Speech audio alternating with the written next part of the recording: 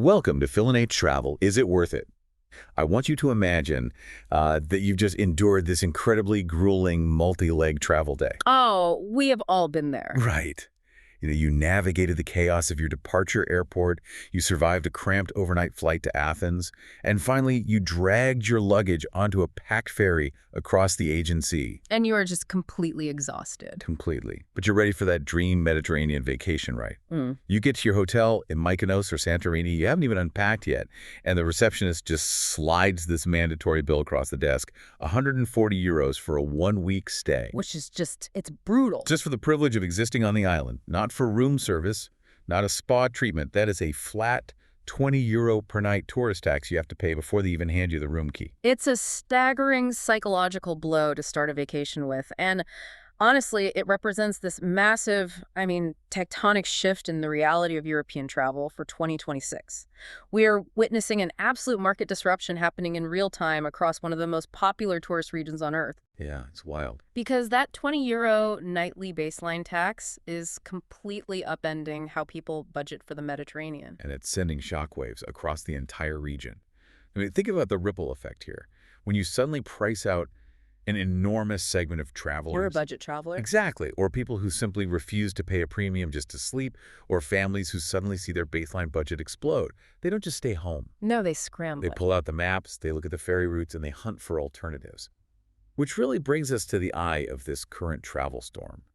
Today, we are unpacking a completely uncompromising, logistics-first deep dive into a travel dossier on an island called Paros. Yes, Paros. And for anyone not currently staring at a topographical map of Greece, Paros is a Cycladic island sitting almost strategically right in the middle of the Aegean. It's perfectly positioned between the heavy hitters of Mykonos and Santorini. It has always been there, but its position in the travel hierarchy has radically shifted. What we're doing today is stripping away all the glossy, soft-focused tourism board spin. We really need to. We do. We are digging into the hard economic data, the supply chain logistics, and the literal, on-the-ground, sometimes really messy realities. Because Paros is currently having a monumental moment in the global spotlight. It really is everywhere right now. Condé Nast Traveler just recently crowned it a top destination for 2026, and the major fashion publications, like Vogue, are actively branding its main fishing village, Naoussa, as the new Mykonos. Which is, an incredibly heavy, complicated title to carry. For decades, Paros was the whispered secret. The indie darling. Yes. It was the quiet, affordable, deeply authentic alternative you told your friends about, only if you really trusted them. So here is our core mission for you today. Is Paros in 2026 still that serene Greek haven you've been dreaming about? Or has it changed? Right? Has this sudden massive influx of influencers, media hype, and the absolute forest of construction cranes already mutated it into the exact overpriced, overcrowded destination that people are fleeing Mykonos to escape? That is the essential multi-million-dollar question. And to truly understand whether booking a ticket to Paros is a brilliant travel hack or a massive mistake, we have to start by looking at the hard data driving this explosion in popularity. Because the numbers aren't just shifting, they're violently swinging. The velocity of this change is what fascinates me. If we look at the booking data, specifically the ferry scanner analytics for January through May of 2025, the volume of movement is staggering. It's totally unprecedented. Paros didn't just see a bump. It became the #1 booked Cycladic island for British tourists. It surpassed every other island. Wow. And for American travelers, it rocketed to the #2 spot. You just don't see that kind of demographic realignment without a massive underlying economic trigger. And that trigger is, undeniably, the search for value in the face of municipal taxation. To understand the mechanics of this shift, you really have to look at how local Greek taxation works. Right. Let's get into the numbers. So, Mykonos and Santorini implemented that extreme 20 euro flat tax to actively combat over-tourism. They are trying to gatekeep the islands. When pricing people out. Exactly. Paros, on the other hand, is currently operating under the standard Greek municipal tourist tax framework.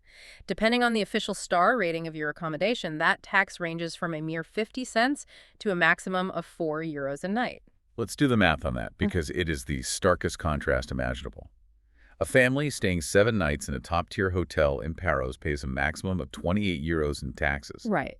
That same family in Santorini pays 140.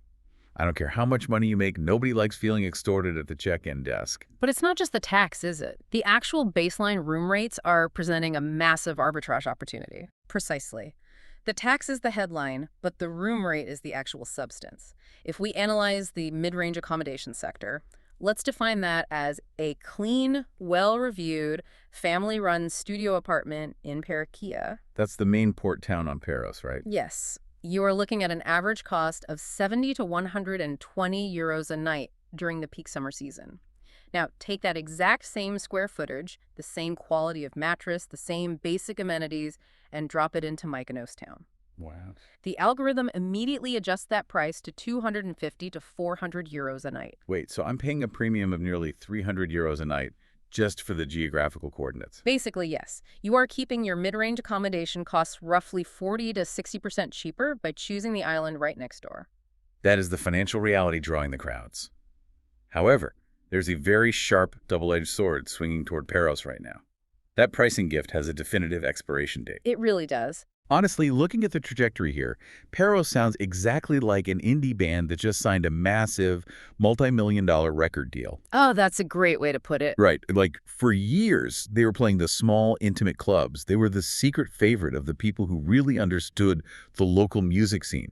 That was the traditional, working, fishing village vibe of Paros. But now Vogue has effectively given them the massive record deal. Exactly.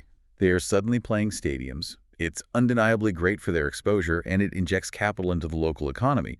But the original fans who loved the intimate acoustic sets are looking around asking, wait, are they selling out?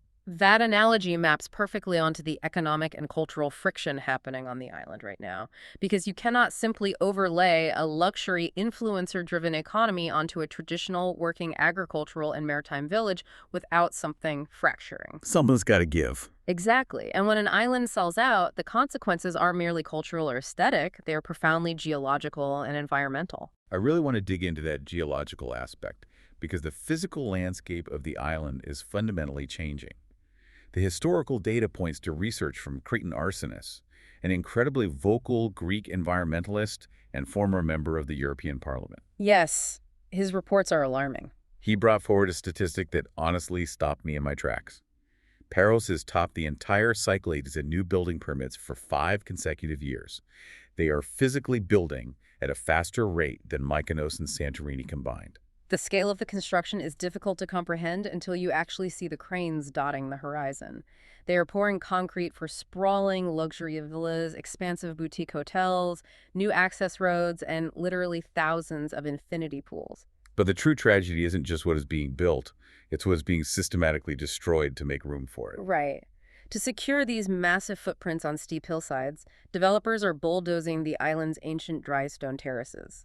Let's explain the mechanics of these dry stone terraces, the xerolithes, as they are called in Greek, because I think a lot of people just assume they are quaint, decorative rock walls meant to look pretty in photographs. They are anything but decorative. These terraces are marvels of ancient, vital agricultural engineering. I mean, imagine a steep, rocky, Aegean hillside.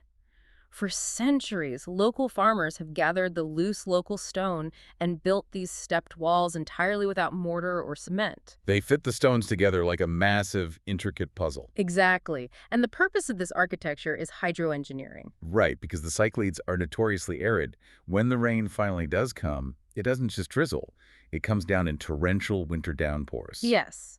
When those heavy rains hit a natural steep incline, the water accelerates, stripping away the precious topsoil and dumping it into the sea. It just washes everything away. But when that rushing water hits a dry stone terrace, it stops. The terraces slow the kinetic energy of the water. Because there is no cement, the water seeps slowly through the gaps in the stones. Oh, so it forces the rainfall to absorb deeply into the soil. Precisely. It replenishes the island's fragile underground aquifers, and it physically locks the topsoil in place so olive trees and vines can actually grow. They're essentially the island's natural shock absorbers and water filtration system. So what happens when a developer comes in, decides those ancient stones are in the way of a 5-bedroom villa, bulldozes the terraces, and paves the entire hillside in impermeable concrete. The hydrology of the entire microregion collapses. The water has nowhere to absorb. It hits the concrete, gathers velocity, and rockets down the hillside. That is terrifying. And we aren't talking about theoretical environmental models here. We are talking about immediate catastrophic consequences.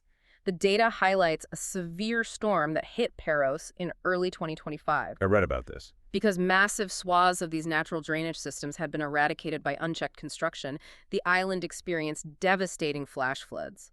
We are talking about literal mud avalanches sweeping through the lower villages, tearing up asphalt, and swallowing parked cars and outdoor furniture. That is the terrifying reality behind the glossy new Mykonos label. You book a luxury vacation expecting a serene paradise, and you end up fleeing a mud avalanche because the very villa you are staying in inherently destroyed the hillside's ability to handle rain. The infrastructure simply cannot scale at the speed of the capital investment. Which means the island is actively fracturing into two deeply opposing realities. You have this booming, heavily constructed, overcrowded reality, primarily localized around the northern hub of Naoussa. And then you have the quieter, more traditional, structurally sound reality that still clings to life in the main port, the inland mountain villages, and the rugged south. That environmental strain doesn't just happen in a vacuum, though. It directly impacts the day-to-day reality of someone stepping off a ferry. Which means that when you choose to book your ticket, completely dictates whether you experience the serene Greek dream or a claustrophobic logistical nightmare. Timing is everything. The calendar is not just a suggestion here. It is the single most vital piece of your travel strategy. Absolutely. If we break down the seasonal calendar, you begin to see how the island literally transforms its identity month by month. It is not merely a fluctuation in temperature, it is a total metamorphosis of the local economy and environment. Let's start with what the data clearly identifies as the absolute sweet spot, April through mid-June. Yes, the prime window. If you look at the meteorological realities, the temperatures are sitting in this incredibly comfortable 18 to 27 degrees Celsius range. But visually, it's a completely different island than the one you see on summer Instagram feeds. It's not scorched brown yet. Exactly. The interior of the island is vibrantly green. It is carpeted in wild chamomile, poppies, and yellow daisies. And crucially, the infrastructure is operating at a sustainable level. In May, the island is only running at about 30 to 50% of its peak capacity. The restaurants are open, the ferries are running, but the wait staff actually has time to talk to you. You aren't competing for space. Right. And from a financial perspective, that exact same room that cost 200 euros in August is going for 90 euros in May. Plus, if you understand the cultural calendar and time your trip for Greek Orthodox Easter, which usually falls in April or early May, you unlock an entirely different level of travel experience. Oh, Easter in Greece is phenomenal. You aren't just a spectator. You are witnessing the deepest cultural heartbeat of the country. The midnight candlelight processions, the smell of incense mixing with the sea air, entire communities roasting lamb on spits the following day. It is an incredibly grounding experience. May is the month that every single veteran Asian traveler will point you toward. It is warm enough that the sea is just becoming swimmable, but quiet enough to actually engage with the local culture. But then the calendar flips, and we hit the absolute peak. July and August. And we need to be unflinchingly honest about what this looks like because the contrast is violent. The temperature regularly spikes to 35 degrees Celsius. The pricing algorithm kicks in, and room rates literally double overnight. And then there's the wind. Right. There's a massive, invisible variable that arrives in July and August that completely dictates your physical comfort on the island. We have to talk about the Meltemi. The Meltemi wind is arguably the most important character in a cyclading summer. It is not a gentle, cooling ocean breeze. It is a powerful, dry, relentless northerly wind. We need to explain why this happens because it's a fascinating meteorological phenomenon. It's not just random wind. It is entirely driven by a massive pressure gradient.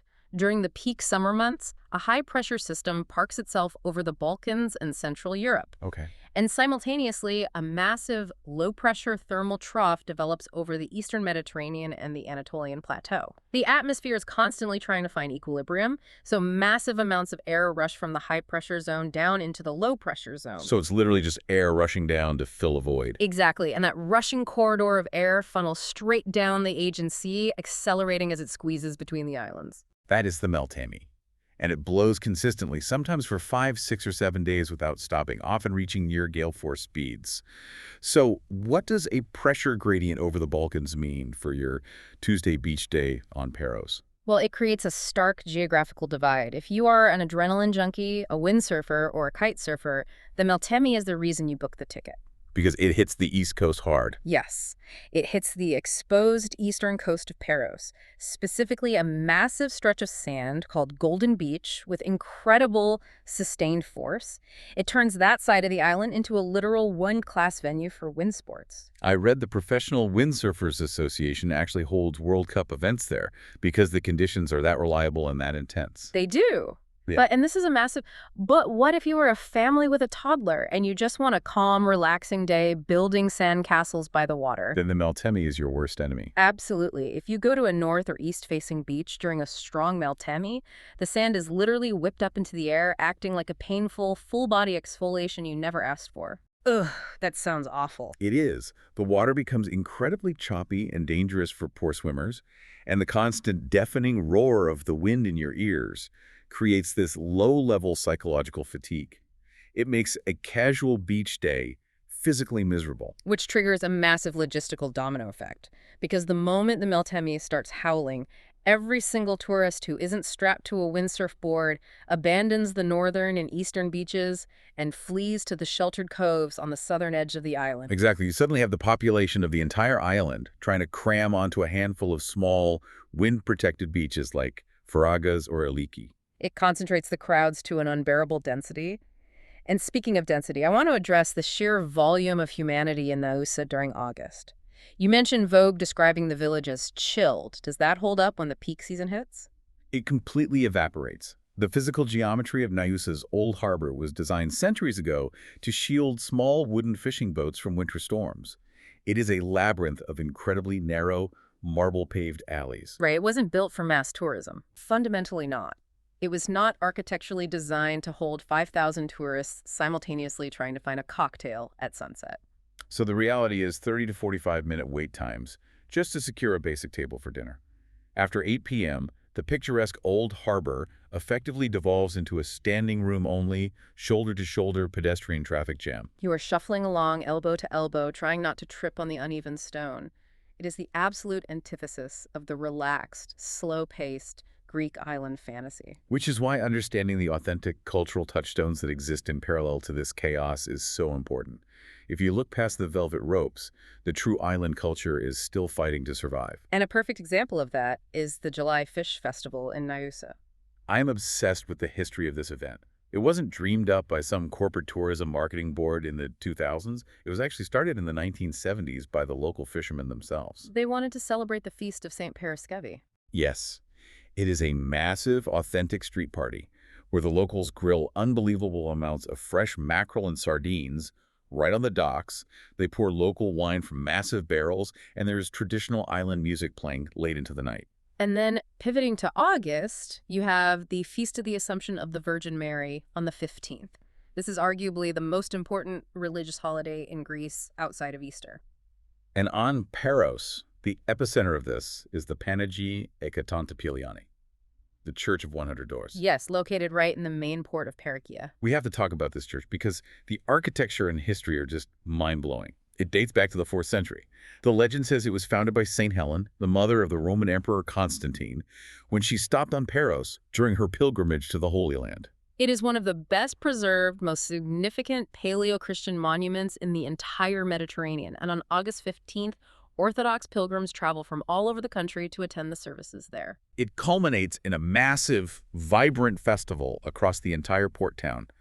That profound, ancient culture is happening literally down the street from the 30-minute lines for a €20 trendy cocktail. It is the ultimate juxtaposition. Now, to complete the seasonal strategy, we have to look at the second major sweet spot, September through mid-October. This is a phenomenal, often overlooked window. It really is. By September, the Aegean Sea has been baking under the relentless summer sun for 4 straight months. It acts as a massive thermal battery. Ah, so the water stays warm. Exactly. So while the air temperature begins to cool down to a very pleasant 25 degrees, the water temperatures are actually at their absolute peak, around 24 to 26 degrees Celsius. It feels like swimming in silk. And crucially, that high-pressure system over the Balkans usually collapses by mid-September, which means the brutal Meltemi wind finally dies down.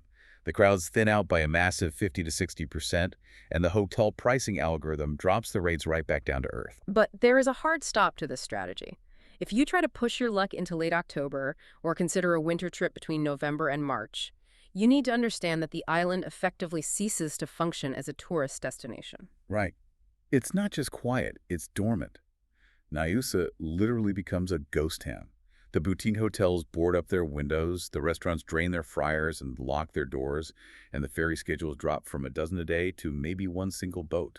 Yeah, unless you are a writer looking for complete, isolated, windswept solitude to finish a novel, you do not go to Paros in January. Precisely. So, assuming a traveler has absorbed all of this meteorological and economic data and selected their ideal season, the next massive hurdle is the physical logistics of getting there and choosing where to sleep. Getting to the islands is a whole process. Let's get into the mechanics of the arrival, because navigating the Greek transport network can feel incredibly daunting the first time you do it. You essentially have two distinct vectors to reach Paros. You fly, or you take the sea route. The sea route, specifically the ferry from the massive port of Piraeus in Athens, is the quintessential romanticized Greek island arrival. And you have two very distinct tiers of service here. First, you have the conventional ferries, the massive vessels operated by companies like Blue Star.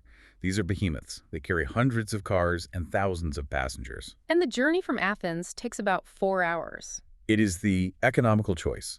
A basic deck class ticket, where you just find a plastic chair on the outside decks, starts around 35 euros. If you want a reserved airline-style indoor seat, you are looking at roughly 45 euros. The alternative is the fast catamaran network, operated primarily by Sea Jets. These vessels are purely for speed. They skim across the water and slice the travel time down to a mere 2.5 hours. But you are absolutely paying for that velocity. Tickets for the fast ferries range heavily from 55 to up to 75 euros per person per leg. And for those who simply cannot stomach the idea of a turbulent ferry ride, there is the aviation option. Paros has an airport, but it is crucial to note that it is incredibly small. It cannot handle large international jets. There are 0 direct flights from London or New York to Paros. You must fly into Athens and then catch a 35-minute domestic puddle jumper operated by Olympic Air or SKY Express. Those flights run between 55 and 90 euros, but baggage restrictions are brutally strict. You can't just bring huge suitcases. Regardless of whether you step off a propeller plane or a massive Blue Star ferry, the initial entry onto the island is universally profound. The visual and sensory impact of the Cyclades is unlike anywhere else in Europe. I love how we can actually break down the physics and the sensory details of this arrival. Imagine leaning over the railing of that ferry as it pulls into Piraeus Harbor. The very first visual hit is the architecture. Yes, the white and blue. You see these iconic cubic houses stacked haphazardly up the hillside, painted a blinding, immaculate white. You see the deep azure blue domes of the Orthodox churches. And splashing against that stark white canvas is the violent, almost neon pink of the bougainvillea vines spilling over the balconies. It is the literal postcard image manifested into reality. And the reason those houses are painted that specific way isn't just aesthetic, it's historical thermoregulation. Wait, really? Explain that. Yeah, the white reflects the brutal summer heat, and the blue historically came from a cheap cleaning agent called lye mixed with blue powder, which acted as a natural disinfectant during cholera outbreaks. That is fascinating. Form perfectly following function. And then the sensory experience deepens. As the ramp lowers, the smell hits you. It's the smell of the agent. It is this intoxicating cocktail of iodine-rich salt water, the sharp scent of charcoal and grilling octopus drifting from the harborside tavernas, and the dry, herbal aroma of wild thyme and oregano blowing down from the arid scrublands of the mountains. And tying all of this together is the agent light. The light. We have to talk about the physics of this light, because painters and photographers have obsessed over it for centuries. Why does it look so different there? It comes down to atmospheric clarity. The Aegean region has incredibly low humidity during the summer, meaning there is very little water vapor in the air to scatter the sunlight. Oh, I see. When that intense, unfiltered solar radiation hits the stark white marble and the whitewashed buildings, it creates a hard, crystalline brightness. It makes the blues of the sea look impossibly deep and creates razor-sharp, high-contrast shadows. You step off the boat, your retinas adjust to that intense light, and within 60 minutes, you completely understand why the Cyclades maintain such an absolute stranglehold on global travel media. But to actually enjoy that environment, you have to be highly strategic about where you drop your bags. Paros is not a single uniform experience. No, it's very divided. The island's geography is rigidly divided into 4 distinct accommodation zones, and getting this wrong will absolutely ruin your trip. Let's systematically categorize these zones so anyone planning a trip can orient their logistics. Zone 1 is Paros. This is the main port town where the ferries dock. Yes.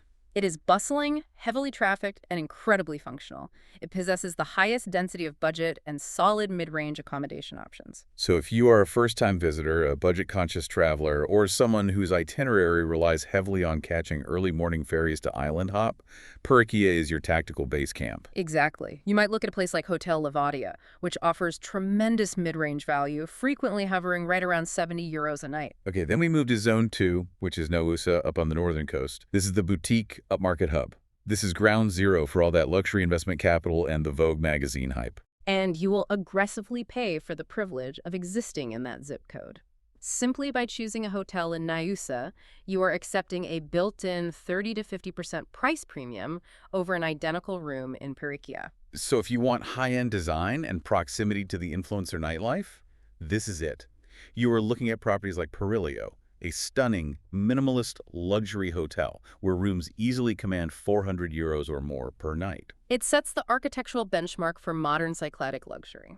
Now, Zone 3 shifts us to the East Coast, centered around Golden Beach. The windsurfing capital. Exactly. The infrastructure here is much more pragmatic. It is dominated by functional apartment rentals rather than high-concept boutique hotels. Because this coast is entirely exposed to the brunt of the Meltemi wind, it is an active, purposeful zone. You stay here if you want to be on a board in the water at 8 a.m. Right. You do not stay here if you want to lounge quietly by a pool reading a book. And finally, Zone 4 is the inland escape.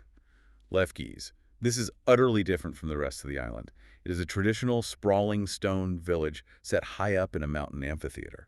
There are no ocean views, no beach clubs, and very limited, highly sought-after guest house accommodation. It was actually the original capital of Paros during the Middle Ages because being up in the mountains protected the locals from pirate raids. Today, it is for the traveler who wants to completely sever ties with the coastal tourist crowds. Now, as we map out these zones, we need to confront a massive, pervasive misconception about traveling in Greece, specifically regarding the absolute floor of the budget market. I know exactly where you're going with this. We need to have a serious reality check about the backpacker budget. If you scour the data, a highly disciplined backpacker might survive on 35 to 60 euros a night for accommodation.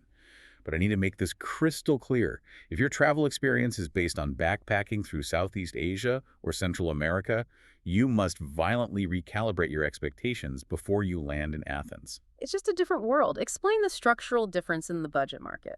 Okay, in places like Bangkok or Medellin, you have a massive infrastructure of mega hostels. You can easily find a bed in a 30-person dorm room for 10 euros a night.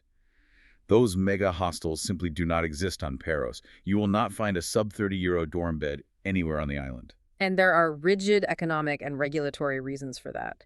The European Union regulatory environment, combined with extremely strict local Cycladic zoning laws regarding building size and capacity, makes operating a massive, high-density, low-cost hostel incredibly unprofitable. It just doesn't make business sense. Furthermore, the local real estate is so valuable that any property owner with enough space is going to develop it into a luxury boutique hotel that commands 300 euros a night, not a hostel that charges 20. It's basic real estate economics. Okay. So budget accommodation here means hunting for a highly basic, very clean, family-run studio apartment, usually slightly off the main road. You might secure something like the Aigai Avra apartments in Parakia for 40 to 45 euros a night, but that is the absolute immovable floor of the market. The baseline cost of merely existing on a European Mediterranean island is inherently higher. which serves as a vital transition into the daily economics of survival. You have secured your room and dropped your bags, but the daily capital required to eat and exist on Paros can swing with massive volatility. And it almost entirely depends on which side of a specific village you choose to sit down for dinner. Let's dissect the culinary economy, because food is fundamentally entwined with the Greek experience. And there's a very specific, aggressive pricing geography you have to navigate to avoid getting fleeced. If you possess logistical discipline, you can actually feed yourself quite economically. A massive, incredibly satisfying spanakopita, a spinach and feta pie pulled fresh from a local bakery oven, will only set you back about €4 or €5. A heavily loaded puk souvlaki pita wrap for lunch is roughly the same. But conversely, you can effortlessly incinerate €80 per person on a highly conceptualized fine dining menu. The absolute focal point of this financial disparity is a concept we need to define as the Naoussa tax. The Naoussa tax is a fascinating study in real estate premiums. It is a literal, quantifiable markup applied purely based on microgeography. Let's look at the numbers. Let's hear. If you walk into a traditional family-run taverna tucked into the back lanes of Parakia and order a full traditional meal for two, we are talking a massive Greek salad, tzatziki, two substantial main courses like moussaka or slow-roasted lamb, and a half-liter carafe of the local house wine. The total bill will confidently land between €40 and €55. Which, by Western European standards, is an incredibly reasonable high-value proposition for a massive dinner. It is. But if you desire that exact same culinary experience, the exact same local tomatoes, the same quality of meat, the identical preparation techniques, and you choose to order it at a restaurant sitting directly on the picturesque old harbor front in Naoussa, It spikes. that exact meal will instantly command €65 to €90. Wait, so if I'm paying €90 for the same meal that costs $45 in Parakia, I am not paying for superior culinary skill or better ingredients. I am literally just subsidizing their exorbitant waterfront commercial rent. Exactly. You are paying a 40 to 60% premium to sit next to the velvet ropes, to have the fishing boats in the background of your photo, and to participate in the scene. But if you bypass the scene and prioritize the actual quality of the food, the strategy is very clear. You must seek out the fresh fish tavernas. The true culinary weight of the island is found in places like Parakia, or the smaller working fishing villages of Eliki in the south and Ambalas in the northeast. And this requires us to thoroughly explain the mechanics of purchasing fish in Greece, because the system deeply confuses and often terrifies first-time visitors. Yes, the infamous by the kilo system. I love this. It's an experience. In a true Greek fish taverna, you do not open a menu and blindly order a fish dinner for a set price. You walk directly into the kitchen or over to a massive display case packed with crushed ice. You visually inspect the fresh catch of the day, you point to the specific fish you want, and the owner weighs it on a scale right in front of you. You purchase the fish by the kilo. And the going rate on Paros is roughly 45 to 65 euros per kilo for premium, first-tier catches like wild sea bream, red snapper, or Asian grouper. Now, I guarantee that a lot of listeners just heard 65 euros next to a fish and their heart rate spiked. That sounds terrifyingly expensive. It sounds exorbitant until you break down the yield. Yeah. 1 kilo of fresh fish is a massive amount of protein. It will generously and completely feed 2 adults. Okay, that makes sense. So if you purchase a kilo of premium snapper at a crisp local white wine, a Greek salad, and some lemon potatoes, your total magnificent dinner for two will run approximately 55 to 75 euros. If we contextualize that, 75 euros for 2 people is exactly what you would pay for a deeply mediocre, mass-produced, pre-frozen meal at a generic chain restaurant in London, Toronto, or New York. But here, you're consuming a wild fish that was pulled out of the Asian Sea at 5 a.m. that very morning. Likely by the brother of the guy whose name is painted on the restaurant sign. The supply chain is incredibly short. And that short supply chain is a rarity because the broader reality of island economics is defined by an incredibly long, expensive, and vulnerable logistics network. To understand why baseline goods cost what they do, we have to look at the grocery supply chain. Right. Let's look at Vidalis Market, which is the massive primary supermarket down in Parakia. The data shows a flat, unavoidable 15% premium on basic groceries compared to the exact same items on the mainland in Athens. And the reason for that premium is an unchangeable law of physics and geography. Paros is a rock surrounded by deep water. While they produce some incredible local cheeses, wines, and vegetables, they cannot produce everything. Every single box of cereal, every bottle of shampoo, every roll of paper towels, and every replacement part for a scooter has to be manufactured elsewhere, loaded onto a massive semi-truck in Athens, driven onto a specialized cargo ferry, floated for 4 hours across the Aegean Sea, unloaded at the port, and driven to the supermarket shelves. The logistics chain is reliant entirely on diesel fuel and calm seas. Every single time you purchase an item on Paros, you are intrinsically paying a fraction of that maritime freight cost. The baseline cost of survival is simply higher when you live on an island. Which provides a brilliant tactical hack for the budget-conscious traveler. If you are renting an apartment and plan to self-cater, buy your heavy, non-perishable goods like massive packs of bottled water, dry pasta, and mainland wine at a supermarket in Athens before you walk onto the ferry. You instantly bypass the island premium. It's a very sound financial strategy, but navigating Paros isn't just about managing your wallet. It's about managing your cultural expectations. The etiquette of dining is just as crucial to your enjoyment as the price of the fish. I cannot emphasize this enough. This is where so many North American and Northern European tourists experience massive friction. Let's talk about the rules. First rule, the timing of your hunger. If you confidently stroll into a local taverna demanding dinner at 6:30 or 7:00 p.m., you are instantly branding yourself as a tourist. The kitchen might not even be fully fired up. Greeks do not eat dinner until 9:00 or 10:00 p.m. And the second, incredibly vital rule relates to the pacing of the meal itself. It is the most universally misunderstood aspect of Mediterranean travel. Right. If you go on review sites, you constantly see tourists furiously complaining about the terrible, slow service. And it proves they have entirely missed the point of Greek culture. Think about how dining operates in North America. It is overwhelmingly treated as a rapid commercial transaction. You sit down, the waiter aggressively pushes you to order, the food arrives instantly, they drop the check while you are still chewing, you pay, and they turn the table for the next customer. The entire goal is refueling efficiency. It is a machine designed for maximum throughput. Exactly. But in Greece, dining is the direct descendant of the ancient symposium. It is not a transaction. It is the primary foundational social event of the day. The food is important, but the communion is paramount. The waiter is not ignoring you because they are lazy. They are deliberately giving you the physical and temporal space to actually sit, breathe, and converse with your family. The food arrives precisely when the kitchen finishes cooking it, not a moment sooner. They will not rush you out. You could sit at that table for 4 hours. You have to actively adapt your internal metronome to the island's pace, not arrogantly try to force the island to run on a frantic New York minute. It requires a fundamental psychological shift. You have to surrender to the rhythm of the Aegean. You do. And surrendering to that slow pace is where the true magic of the vacation lies. However, There is always a however in travel logistics. there are certain mechanical realities of the island's infrastructure that will aggressively shatter your relaxation if you stumble into them unprepared. While the cultural embrace is warm and slow, the tourist infrastructure possesses some incredibly sharp, financially painful edges.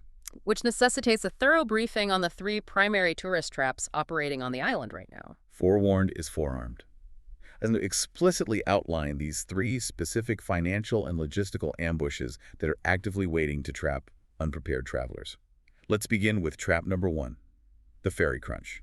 This is a devastating logistical trap built entirely on the traveler's false assumptions. Many first-time visitors operate under the assumption that Aegean ferry travel is analogous to catching a metropolitan subway. You simply stroll down to the port, buy a ticket at the kiosk, and step onto the boat. And if you were traveling in early May, that assumption is largely correct.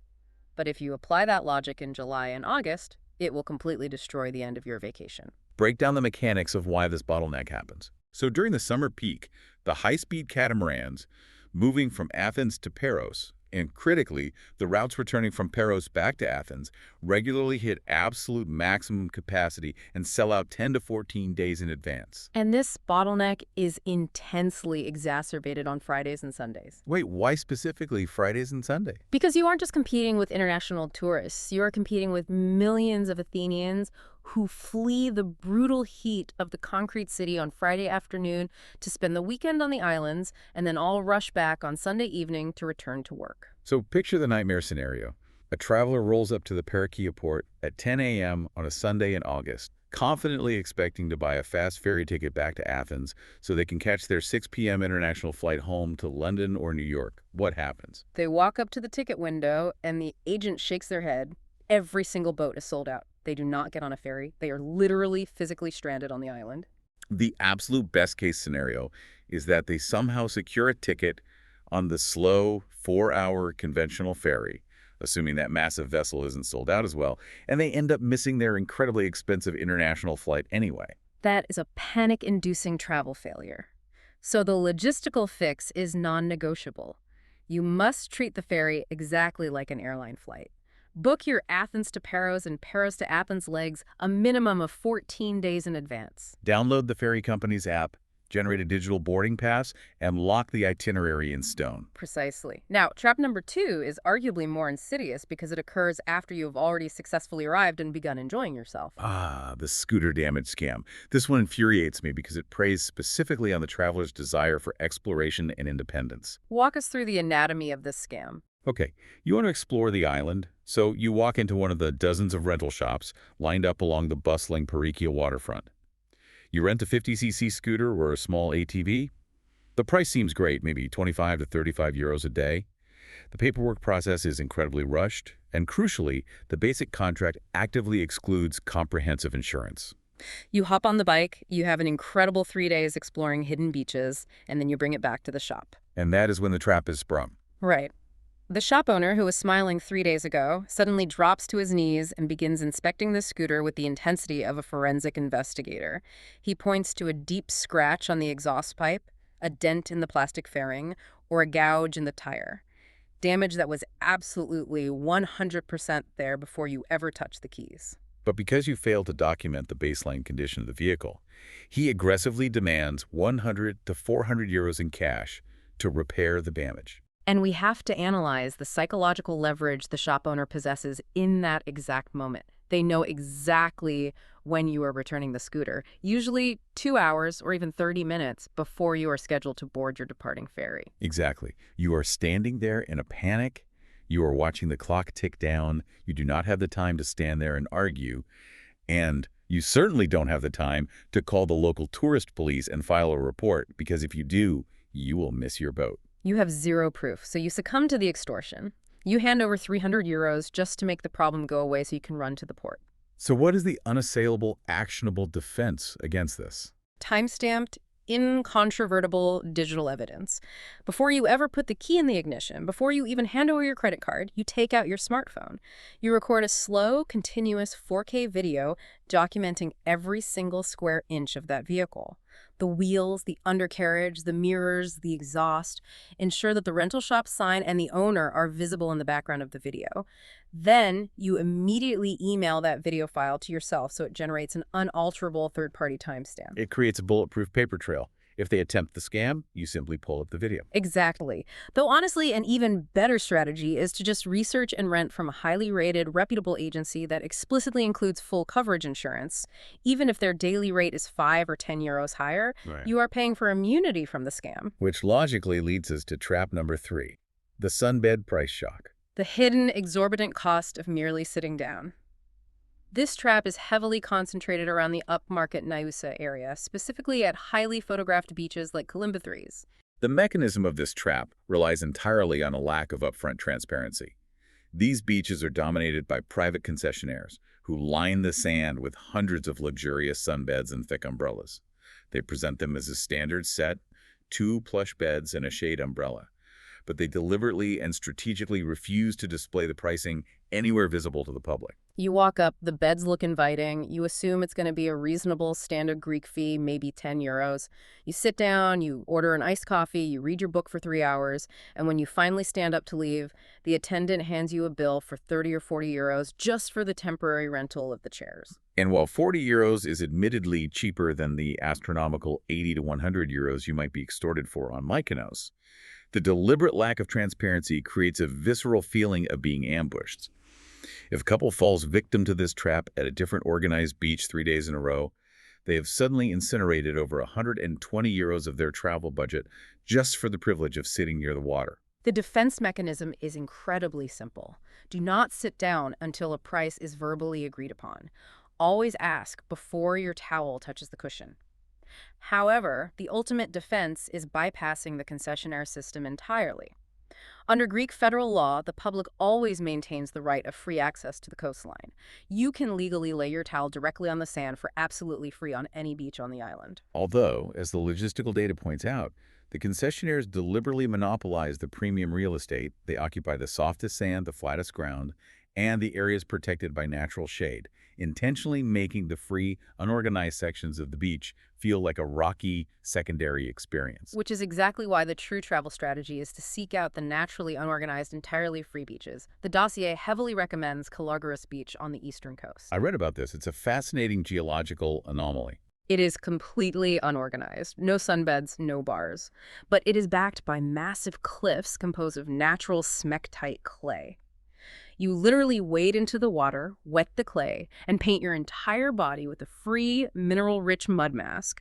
You let it bake in the sun, watch it up in the agent, and your skin feels incredible. Or you head south to Fergus Beach, where one half is organized for those who want luxury, and the other half is a pristine, completely free cove. It is crucial that we contextualize these traps, however. While getting scammed over a scooter scratch or overpaying for a sunbed is intensely irritating, they represent the absolute ceiling of danger you will face. We need to clearly assess the actual safety profile of the island. Let's definitively talk about safety. Statistically and practically, Paros is an incredibly safe environment. It is virtually devoid of violent crime against tourists. That's reassuring. The tight-knit nature of the island community and the geographical isolation makes serious crime functionally impossible to get away with. The actual tangible dangers you will encounter are entirely logistical or environmental. Meaning, the absolute greatest threat to your physical well-being is not a mugger in a dark alley. It is a pothole on a dark road. Precisely. Scooter and ATV accidents are overwhelmingly the #1 cause of tourist injury and hospital visits on the Cyclades. The secondary arterial roads that lead to those hidden southern beaches are narrow, incredibly winding, and often heavily degraded with potholes. Crucially, you are sharing these narrow strips of asphalt with massive, heavy-duty supply trucks hauling concrete and diesel buses. If you choose to rent a scooter, you must ride with extreme defensive paranoia, and you must wear a helmet, regardless of how lax the local enforcement appears to be. And the second most prevalent danger is purely environmental: severe, acute age and sunburn. And this ties directly back to our earlier discussion about the Meltemi wind. The intensity of the ultraviolet solar radiation in the Mediterranean summer is extreme, but the constant, powerful cooling force of the Meltemi completely masks the thermal sensation of that heat on your skin. You do not feel like you are actively burning because the wind is constantly refrigerating the surface of your body. Tourists will lay out in the direct sun for 6 hours, feel completely comfortable, and then wake up the next morning with severe sun poisoning, blistering, and profound dehydration. Hydration is not a joke there. You need to be consuming 3 liters of water a day, minimum. But pivoting to a highly positive safety note, I want to emphasize the phenomenal ratings the data gives Paros for solo female travelers and families with children. It ranks at the absolute top tier for those specific demographics. For solo female travelers, the physical environment is incredibly secure. The labyrinthine streets in both Parakia and Naoussa are brilliantly lit and feel entirely safe to walk at 2 in the morning. The local bar culture is deeply social and communal, rather than predatory or aggressive. And critically, because the local public bus system, the KTTL network, is so reliable and expansive, you never find yourself in a situation where you are forced to ride a scooter alone on a dark mountain road just to get back to your hotel safely. The infrastructure supports safe independence. And for families, the cultural embrace is immediate. Greek tavernas are deeply, inherently welcoming to children of all ages, the southern beaches are shallow and accessible, and the overall baseline pace of the island removes the frantic stress of urban travel. Exactly. Understanding what traps to avoid and having confidence in your baseline safety represents half the battle of trip planning. But safety alone doesn't justify the cost of the flight. To determine if this financial investment is truly worth your money, we have to evaluate the ultimate payoff. We have to weigh the absolute peak experiences Paros offers against the harsh realities of its closest geographical competitors. Let's pivot into the highlights. What are the specific, tangible experiences that actually deliver on the immense promise of the island's reputation? Let's curate the ultimate highlight reel, because the most fascinating revelation in the source data is that some of the most profound, memorable moments on Paros do not cost a single euro. We have to begin with the daily spectacle of the sunset at Naoussa harbor. It is the defining, quintessential Cycladic visual experience. It truly is. You walk out past the crumbling, wave-battered ruins of the old Venetian fortress that guards the mouth of the harbor, right as the small, brightly painted wooden fishing boats, the kaikia, are chugging back in with their catch. The tavernas string up their warm yellow lanterns. And that intense Asian light we discussed. As the sun drops, it acts like a prism. It turns all those stark white buildings into this glowing, warm amber color, and the water shifts from bright turquoise to a deep, molten copper. It delivers a staggering visual impact every single evening, and there is no entry ticket, no queue, and no VIP velvet rope required to witness it. What is genuinely fascinating here is how the simplest, most historically grounded experiences often carry the most emotional weight. Another massive highlight the dossier emphasizes is the physical act of hiking the Byzantine Road. Oh, the history embedded in this hike sounds incredible. It is a profoundly historical, physical experience. The Byzantine Road is a centuries-old footpath paved entirely in rough-hewn Parian marble. That's the exact same luminous marble that was quarried in antiquity to carve the Venus de Milo and the reef tiles of the Parthenon. Exactly. This path winds through the rugged interior of the island, taking you from the coastal village of Pergromos all the way up into the mountains to Lefkes. The hike takes about 3 hours. You are literally walking on the spine of Byzantine history, surrounded by fields of wild oregano, the sound of goat bells, and complete, overwhelming silence. It is undeniably the single best free physical activity available on the island. And then, for the astonishing price of just €2, you can access what sounds like the greatest micro-adventure in the entire Cyclades, the ferry day trip to the neighboring island of Antiparos. It is a mere 10-minute ferry ride across the narrow strait from the Paros port of Paunta. Right. You drive your scooter onto this tiny utilitarian ferry, and 10 minutes later, you disembark on an island that is even smaller, vastly quieter, and culturally distinct from Paros. And the crown jewel of Antiparos is this spectacular plunging cave system. We are talking about massive stalactites and stalagmites that geologists estimate took 45 million years to form. It only costs €6 to enter, and you descend over 400 steps deep into the earth. The temperature plummets, and the historical graffiti is wild. In 1673, the French ambassador to the Ottoman Empire actually held Christmas Mass inside the cavern. And in 1823, the legendary poet Lord Byron descended into the cave and carved his name into the rock, which you can still clearly see today. It provides a profound, dizzying sense of scale, both in terms of deep geological time and human history. But in the spirit of delivering an uncompromising, honest verdict, we cannot just list the triumphs. We also have to highlight the honest disappointments. The locations that look phenomenal, heavily edited on a social media feed, but fail miserably in the harsh reality of the midday sun.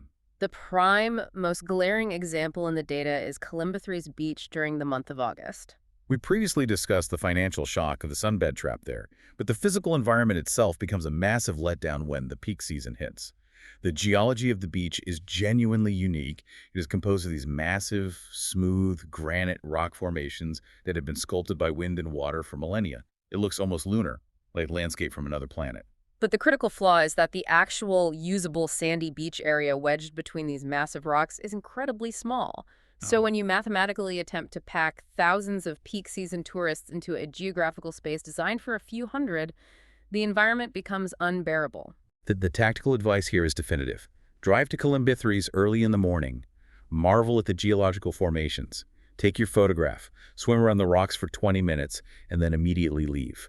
Do not, under any circumstances, plan to spend a relaxing 8-hour beach day there in August. It will just be an exercise in claustrophobic stress. The other significant disappointment noted in the logistics data is the heavily promoted Paros Park. It is aggressively marketed as a premier environmental and cultural park, but the tangible reality on the ground is that it is primarily a series of dry, dusty walking trails, cutting through low scrubland, dotted with occasional, somewhat underwhelming art installations. If you are already in the immediate vicinity, it is fine for a quick walk, but it is absolutely not a marquee destination worth crossing the entire island to see. It all comes down to aggressively managing your expectations. And speaking of managing expectations, we need to introduce the concept of the pivot. Because after absorbing all of this data, the reality of the August crowds, the physical toll of the Meltemi wind, the skyrocketing real estate premiums, some listeners might be having a moment of clarity, realizing that Paros actually isn't the precise fit for their specific travel needs. Which is a completely valid and necessary realization. The Aegean Sea contains thousands of islands. If the data suggests Paros isn't right for you, you need to know exactly where to redirect your capital. The dossier offers two phenomenal, highly specific pivot options. Let's examine alternative one, the island of Naxos. Naxos is Paros's immediate eastern neighbor. It is literally just a 40-minute ferry ride away. But economically and geographically, it offers a completely divergent proposition. For one, the financial barrier to entry is significantly lower. The data demonstrates that baseline accommodation and daily food costs on Naxos are consistently 20 to 30% lower than on Paros. You can secure a fantastic mid-range studio apartment for 60 to 90 euros a night. But the divergence isn't merely about price, it's about the fundamental structure of the island's economy. Naxos is physically massive. It is the largest of the Cyclades. It possesses a robust, towering mountainous interior dominated by Mount Zeus and incredibly fertile valleys. Because of this geography, Naxos maintains a massive, completely independent local agricultural economy. They export phenomenal potatoes, incredibly high-quality beef, and famous local cheeses across all of Greece. Wait, so because they have a functioning agricultural export economy, they don't have to rely entirely on the tourism dollar to survive. Exactly. Tourism is a supplement, not the sole lifeblood. This economic independence gives Naxos a much more grounded, resilient, and deeply authentic feel. They aren't desperately catering to the influencer crowd because they have a working economy. Furthermore, the geographical data points out that the beaches on Naxos, specifically massive stretches of sand like Plaka, are significantly longer, sandier, and crucially much better geographically protected from the brunt of the Meltemi wind. Plus, the high mountain villages, like Halki, haven't been culturally eroded by luxury tourism yet. So if you are a family needing calm water, a budget-conscious couple, or someone who prioritizes deep mountain hiking over harborside cocktail nightlife, Naxos is undeniably your superior bet. And then we must consider alternative 2, the island of Milos. Milos is the ultimate destination for the deeply visual traveler. Exactly. Milos is defined entirely by its violent volcanic geology. Because it sits on the Hellenic volcanic arc, it possesses the most dramatically unusual and visually arresting beaches in the entire Cyclades. You have locations like Sarakiniko, which is a blindingly white expanse of volcanic pumice rock that looks exactly like the surface of the moon dropping into the azure sea. You have Kleftiko, an incredible network of towering sea stacks and caves that you can only access by chartering a boat. And it features those incredibly iconic traditional fishing huts, the Sarmata, which have doors painted in bright primary colors built directly into the volcanic rock right at the water's edge.